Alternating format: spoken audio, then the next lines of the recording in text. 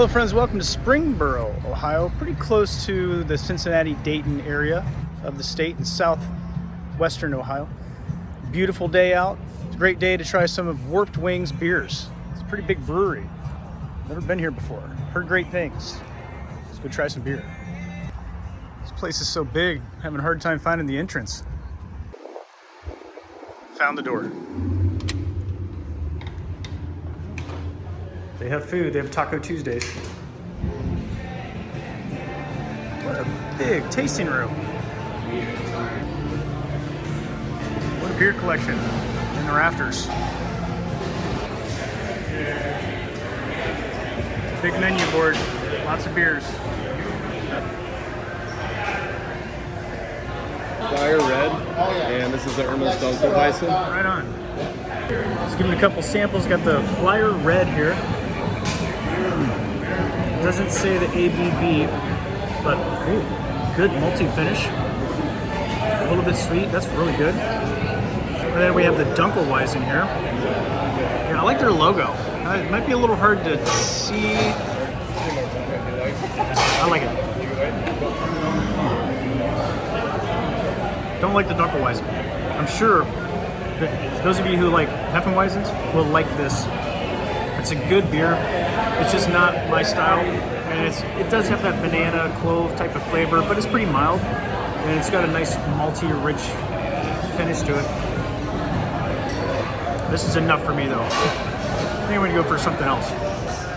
I'm really liking these live edge shelves that they've manufactured, and I noticed that they have on these shelves some liquor, so they have a full menu and they offer cocktails. I like them both, but I'm gonna get the full. I'll commit to the full size of the Munich. No, just the Munich style Dunkel. Yeah. Would you like a water too or anything, sir? Sure, water would be good. I was just complimenting on how cool this live edge bar is. Look how big it is. It's one continuous single piece of wood. The bartender couldn't remember what the name of the wood was, but he said it's the largest piece of live edge wood of that type in the United States. It's so big. Amazing. I've never seen a piece of live edge this big in my life. Before I taste this shifting gears, the Munich style Dunkel, I'm going to take a look at the menu here. They've given me 5 pieces of information containing menu items. Here's a special beer. Here's some seasonal cocktails. And they got the normal stuff. 2 sides of that, some mocktails for you non-drinkers. Some Oktoberfest stuff here available. 2 sides of that menu. Then we have the food menu. Lots of stuff on there. Like a lot of stuff. More cocktails on the back. And then finally, the beer menu. Now this Munich style Dunkel shifting gears is 4.7% and $7.50 for this 16 ounce. Which I'm drinking a plastic cup only because their dishwasher broke, so they can't give me glass right now. Good. Good beer. I've had Dunkels that I really like. I've had some I really don't like. This one's like right in the middle of the road. I'd drink a couple of these. I'm a sucker for a Dunkel. This is good. A little sweet. A little on the candy side to me. But I don't think it's over the top. It's got a nice finish. Probably go for a different one next time. Decent beer. And I'm inspecting the menu pretty closely. You know I like those darker beers. And I've noticed that there is no beer for a 16 ounce cheaper than $6.50 on this entire menu. Most are $6.50, but there are some that are $10, some that are a little bit more. See one here, it's $12. Whenever I see a large brewery, a big, nice tap house, I know I'm going to be paying those prices for it. So I kind of expected it, but again, I will make this point, I will continue to say this through the years, beer is the poor man's drink. So charging these kind of prices for it, to me, I'm not into it. I don't like paying that much for beers. I love the quality of these beers, typically at craft breweries in general. I mean, but that's a lot to be paying for a beer. It's too bad that things are that way, and I know that it's justified somehow, you know, the prices of materials, but there's plenty of breweries around the country that still charge $5 a beer which I think is appropriate even in this economic climate that we're in. Just my opinion. Just my opinion. If I had a brewery, $5, $4, $3 for some of the beers for sure. I want everybody to have access to the good beer. Okay, friends, I was given a sample of a very special beer. This was a 2017 Whiskey Rebellion. So they brew this. It's one of those beers you hear about sometimes. Breweries will do a bottle release. You're only allowed to have a couple bottles.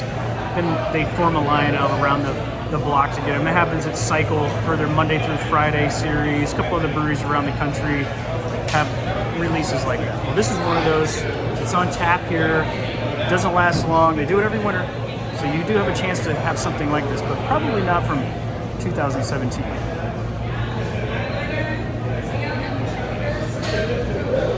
Very good. That's very good. It's like you can tell it's a little older. It's very mild. Like you can tell you taste the booziness in it, but it's not boozy. It's got a flavor of it. It's really nice. The finish is great in this. So they say that the head brewer, John Haggerty, he was the previous head brewer at New Holland, who makes Dragon's Milk. He wrote that recipe. This is a close identifier to that type of beer. It's similar. I'm not sure what the ABV on this is, but I'm sure it's around the 10% area. I'll find out. 11.2, so in that range. Great beer. This is your caramel pecan Scotch ale. It's got Highlander grog coffee from Boston Stoker as well. And this is the chocolate cherry cordial. This is 2022, and that's 2018, and they're both barrel aged. Awesome. Well, it's still my birthday month. It's September, so I'm going to celebrate. I splurged a little bit. I got 2 5-ounce pours here. 2 excellent beers. I'm going to save the cherry one for last to taste because I'm sure I'm going to love that one. Let's try this first one. Caramel Scotch. Okay, glad I got 5 ounces of this. It's good. It's really sweet. This is definitely a dessert beer. It's barrel aged. No booziness whatsoever. It tastes really good. It's like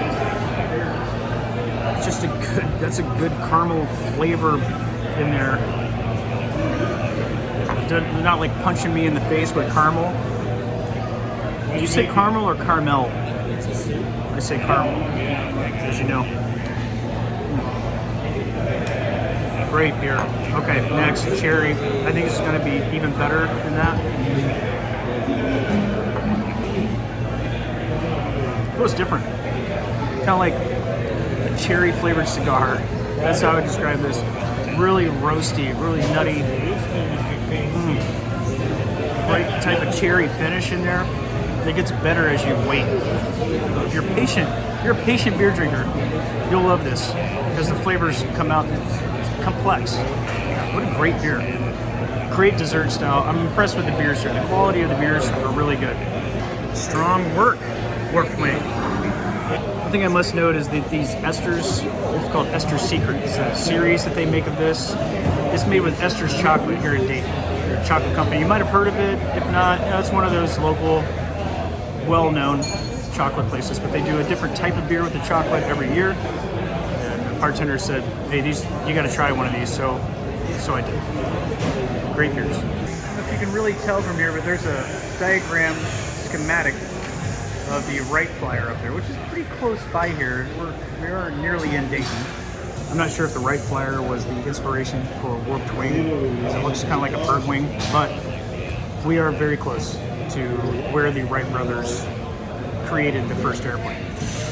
Dayton's just right down the road. In fact, I also learned that there are 4 locations of Warped Wing. I thought this was the only one, but there are 4. The main one, the original one where they do most of the brewing, is downtown Dayton, and they have a couple others in the area, in the local area here.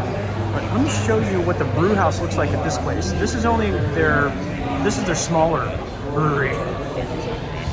Here's a couple of the fermenters, and you can see here in the brew house, it is very large. They do a lot of canning here.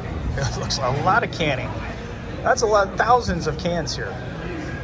If you see anything here at this location that says pilot system or pilot brew, it's from this location. This is where their pilot brewing system is. So if they succeed on this and it takes well, then they'll put it on the big system at the main location downtown Dayton.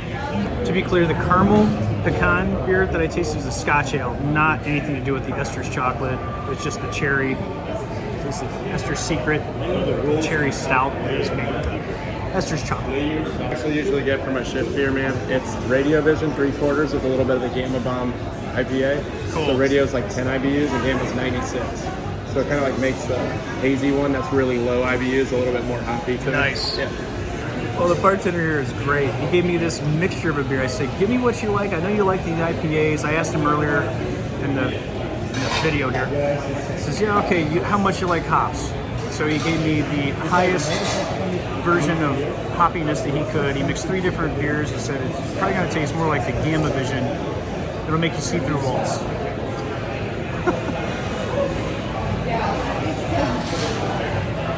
No. Yeah, he was right. Just kidding. Can't see through walls, but I can see this beer is it's really good. I like the mixture of beers, like the suicide of beers in a way. Suicide of IPAs that they have. I think they only have like 3 or 4 IPAs on, so this is most of them. It's a good version of IPA. I like the mixes. It takes some sweetness, it takes some hoppiness. This is really good. He gave me samples of the Gamma and the Radio to try that are both in this. The Gamma. Okay. Pretty basic. Nice beer. Clean. Very clean. Good finish on it. And the Radio. Same thing. Wow, just a little more fruity. Hazy IPA. I don't know the ABV, but very good. Together, combined, they make a totally different tasting beer. I can see why this is his shift drink. I might make my shift drink the cherry stout if I worked here, but I understand this is a good version. Nice work, brewery. I'm walking around the brewery a little bit, just checking it out. They got this cool fireplace. They have this other extra party room. They had a big party in here. They didn't want to do a lot of filming, but a lot of stuff. And then here's their swag section. Pretty big section for all their swag and beers to go. You know, the other day we visited a brewery and saw the Ohio Pint Day 2023 glasses, but this is what last year's version looked like. There's some nice, beautifully flowing t-shirts available. I just noticed it said Soda Company on that shirt. I didn't realize that they made their own soda too. I saw sodas on the menu, but I didn't know they made those themselves. I like their hats. Nice design. Koozies and warm weather hats. They also have a couple tin signs. This is a great idea. I've never seen this before. Ohio Craft Beer Puzzle. Huh. 1,000-piece puzzle. Looks like a walk-in cooler door with all the stickers. They have some special bottle release beers here as well. Not a bad price. We got $11.99 per bottle and $9.99 per bottle. Even though it says Dayton, Ohio, we're in Springboro right now. The original location is Dayton. But here's a couple more things they have for sale. Some stickers and more beers to go. Check out their outdoor seating area. You kind of saw it on the way in, but it's very nice. Fire pit out here. Nice spot. It's a very family-friendly place. A lot of kids crawl around this whole place, but I don't see a single game anywhere. No Jenga anywhere. So how did the owner collaborate with this? He is from Dayton, the lead singer, and I think his sister, I was told, worked at Warping at one point in time in Dayton. Oh, okay. So like they kind of just collabed because our whole brand is based off of like Dayton innovations, like those little like Troutwood or light lager. It's named after those like trailers on that mantle up there, those little blue ones. Troutwood, Ohio produced like trailers in the 50s. Flyers named after the Dayton Flyers. Plain Old Pills, pretty like Bright Brothers. Gamma Bomb is named after the bomb that turned Bruce Banner into the Hulk. He was from Dayton in the comic books. I love the show. Yeah, the TV show. It's all Dayton, Ohio innovation stuff. Huh. Interesting. Yeah. So Warped Wing, does it have anything to do with like the Wright Flyer? That's exactly what that is, yeah. So it's named after the wing warping design that the Wright brothers did. Our old fashioned is called Pettigrew because this guy wrote a book called Animal Locomotion, and his last name was Pettigrew. He's a scientist, animal physiologist, and that's the book that gave Orville Wright the idea for warping his wing planes, the drawings of the birds in that book. So that's what we named our old fashioned after, and that's where the logo comes from, is that guy's drawing of this. So that was the drawing in that book that gave Orville Wright the idea to warp his wing planes. Interesting. I love all the stickers around here. They're like on every metal column in the whole brewery. Thanks for joining me today, friends, at Warped Wing Brewing Company here in Springboro, Ohio. Not Dayton, not wherever the other locations are. Springboro. This is a great location of Warped Wing. I'd like to make it to the original location in downtown Dayton that I didn't know existed until 20 minutes ago. We'll make it there one of these days. Thanks for joining me today, friends, here at this location. It's been a great experience. I'll see you at the next brewery. It's a nice park right here in the parking lot of the brewery. Kind of a shopping center area. Nice place. Fake grass. It's not real at all, but nice place.